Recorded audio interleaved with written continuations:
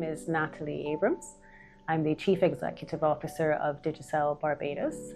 I've been with this business now just about 3.5 years, second time around. This is my second time with Digicel.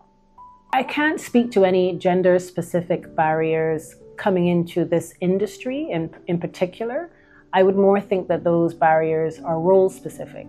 So coming into telco, I've come in at the executive leadership level, and happily in this space, my perspectives or my experience are often sought out to add to conversations around topical matters in this industry.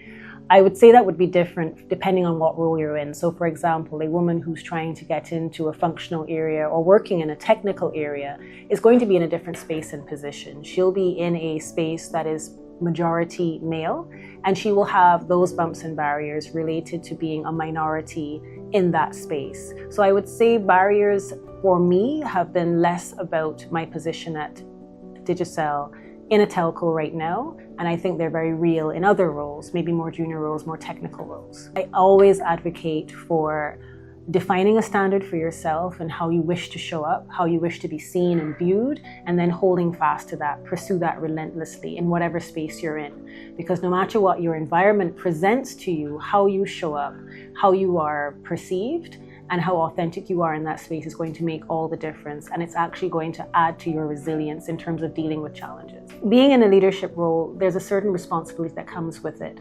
You now have access to more information than the average employee, and certainly you're part of the decision-making process. You very much need to take that to heart and ask the right questions and challenge the status quo.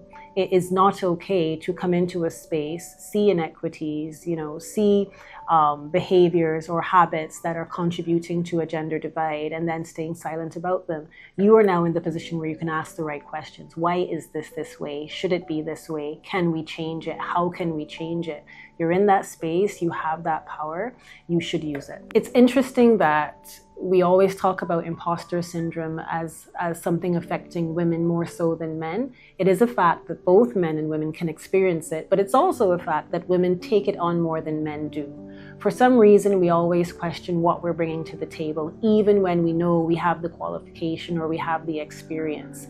And I often talk about leaning on my advisors, or what I've called my tribe, the persons who talk to you every day and remind you who you really are and why you need to show up in your spaces. Relying on that, getting that extra support, being able to be very, very clear about who you are and what you bring to the table and contribute is really important to get past imposter syndrome. Is it natural and normal? Yes. Do we have to do better at self-talk and engaging with our peers to make sure that we understand our value? Yes. One of the most interesting things for me is in a time or a space where I feel like I maybe haven't shown up at my best, getting feedback from others who go, that was amazing. And it helps you look at things with a different perspective and a different lens, and helps build your confidence as you move forward. So it's natural, but do we need to manage it? Absolutely, because it can sabotage where you can get to.